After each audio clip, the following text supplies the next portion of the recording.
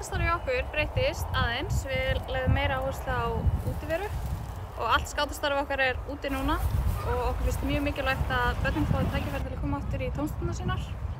Mætingin er búin að vera mjög góð mæting, búin að vera. Alveg, allir að mæta. Við getum unnið saman. Þú verður hérna megin, hún verður hérna megin. Það fyrir hún í kring og þú tekur á móti þessu. Svona, já. Þú tekur við þessu og fer með þetta yfir og svona í kring.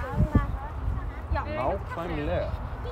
Svo fer hún. Við hefum ákveðið að lengja starfsárið okkar og vera með skátastarf með breyttu sniði í júní til þess að koma móts við fólk og börnin.